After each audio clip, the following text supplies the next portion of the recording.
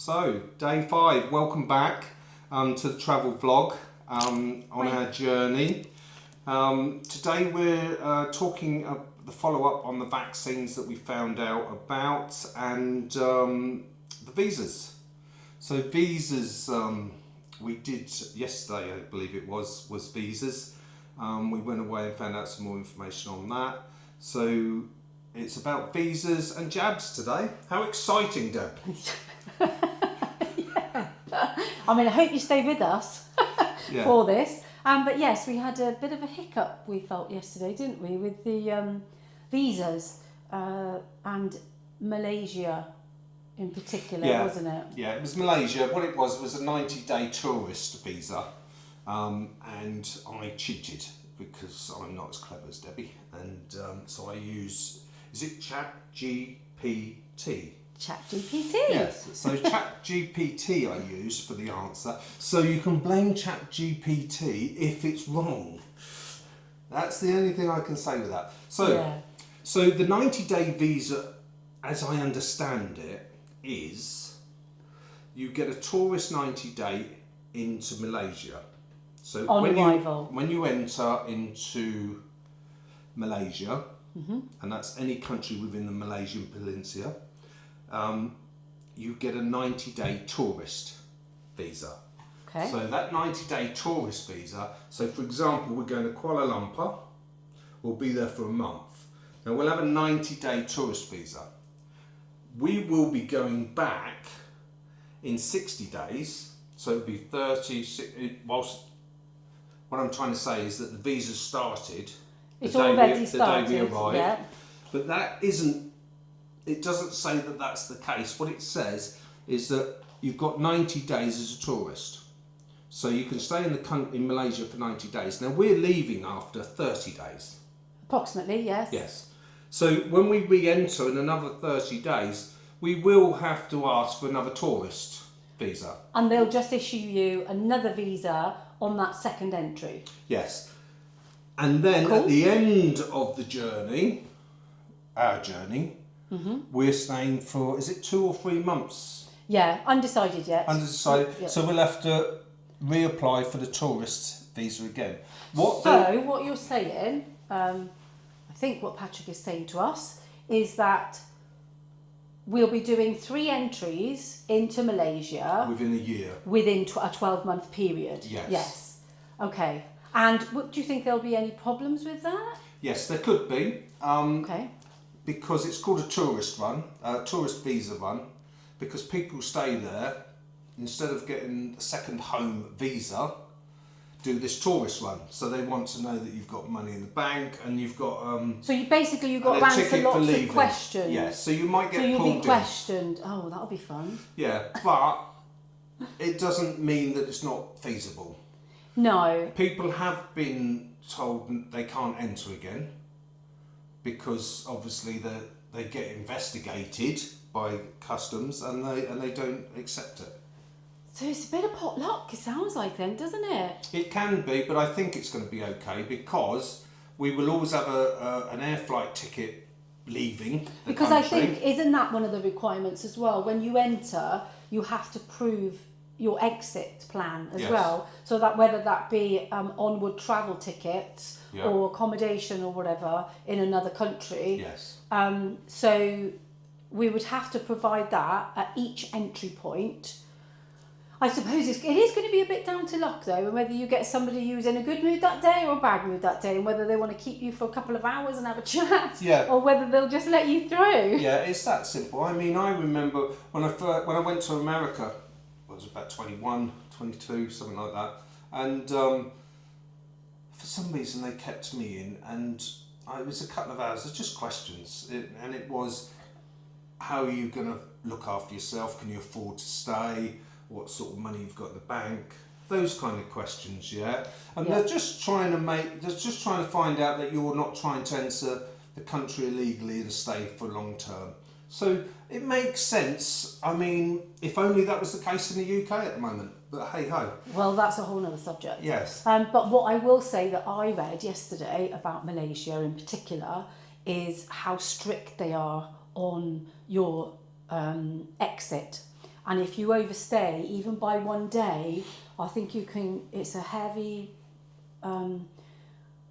price to pay, shall we say, because I think one way or another. Yeah, I think you get arrested, I think you get, or possibly thrown out of the country.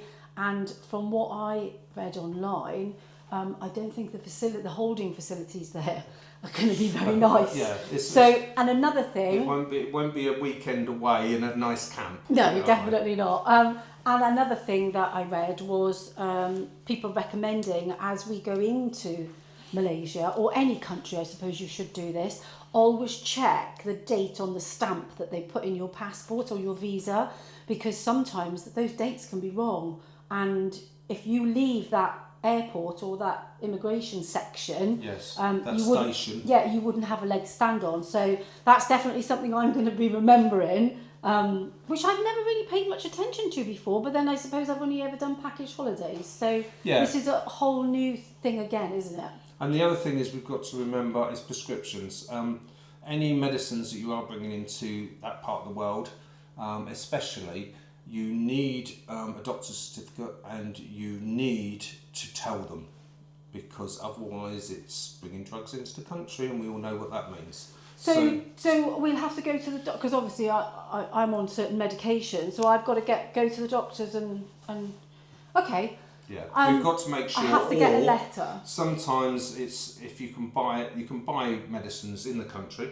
Yes. And it's quicker and easier to do that rather than bring them in. So it's something again that needs to be looked at, guys. You can't just turn up and pray, because it's not like the old days where you just turned up and as long as your passport and you weren't a criminal, happy days, you're in. Now you're only allowed to bring so much money into the country, you're only allowed to bring certain items, certain medicines, certain gadgets even these days.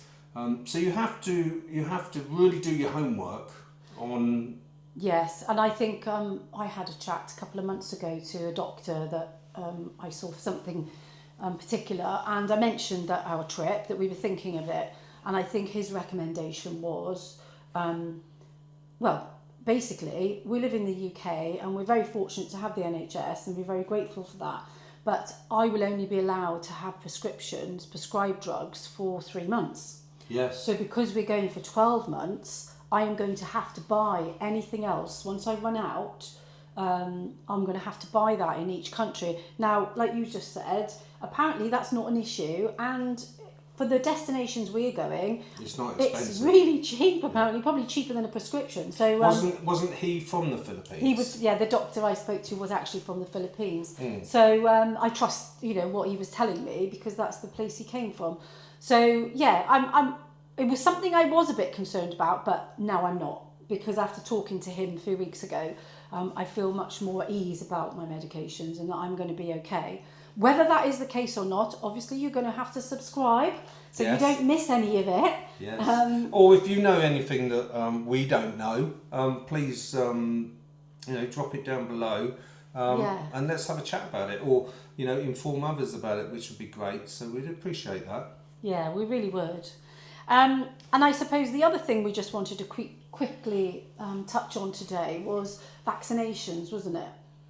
Because we had to fill out a questionnaire each for our doctors, obviously stating where we were planning on going. And then I had to telephone this morning and make appointments for us. Now, luckily, because we're both husband and wife and we are travelling to the same destinations, they let us have the same appointment. Oh, they have done? They have. Oh, right. So we don't have to go separately, which actually... I thought that was crazy. Yeah, it actually makes sense because, especially how stretched the NHS are at the moment. So I'm really pleased about that. And that's in a few weeks' time. We'll go and have our consultation. So we don't 100% know what injections we're going to need. But we did have a quick look, didn't we? We used my best mate again. It's a very quick way of doing research, I have to say. And I think so there was a few, wasn't there? GPT yes. has said the possible jabs are, for example, hepatitis A, which is you can catch through food and water. Hepatitis B, which is a sexual or blood needles, isn't it? Yeah, It's- needles, tattoos. If anyone's staying long term or having tattoos or anything like that, so they recommend the hepatitis B. We won't need that. We shouldn't need it because not unless you're going to run off with some stranger. Not planning on it. I don't know. There's some handsome chaps out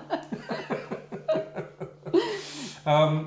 And then what have we got now? We got typhoid. Yes, and which again, is that's food and water food again. and water. And now this one, I have to try and say this, Deb, because I'm actually dyslexic, so I really struggle with reading anyway. So I'm going to give it a shout. It's Japanese encephalitis. Encephalitis. So Japanese encephalitis. And I had to ask my good mate ChatGPT how to pronounce that. So We'll forget. Yes. Give us 5 minutes and we'll have forgotten how to pronounce it. But that's mainly through mosquitoes. But again, it says it's only you're at risk if you're long stay or in a very rural area or it's monsoon season. Yes. Now, we're not planning on going in monsoon season, are we? No. But we could be in a rural area. So again, we're not sure about that one. We'll get back to you on that because obviously we're going to see the nurse. Yes. And they'll have advice for us. So we'll go from there. Yes. I mean, the next one scares the life out of me. Rabies. Absolute rabies shots. I mean, I'm terrible because I don't normally have jabs. Whenever we've been abroad or anything, I just don't have anything. I just go. So when I saw rabies, that scared the life out of me. And obviously that's, as you know, that's transferred through animals. Dogs, Now, monkeys. Yeah, the thing is, I am an animal lover and I've been to places, for instance, I went to Sri Lanka and I rode on an elephant. Not that I'm aware you can get rabies from an elephant. But I've also, been to places where there's been wild monkeys jumping about the place and I've touched them. And I have touched these animals and I've never really thought much about rabies. Oh, do you remember in Gibraltar when that monkey scared the life out of me? Yeah. Came out of nowhere. I jumped out my skin. Yes, but they do say that if an animal has got rabies, that you should know because they're going to be acting quite erratic and foaming at the mouth.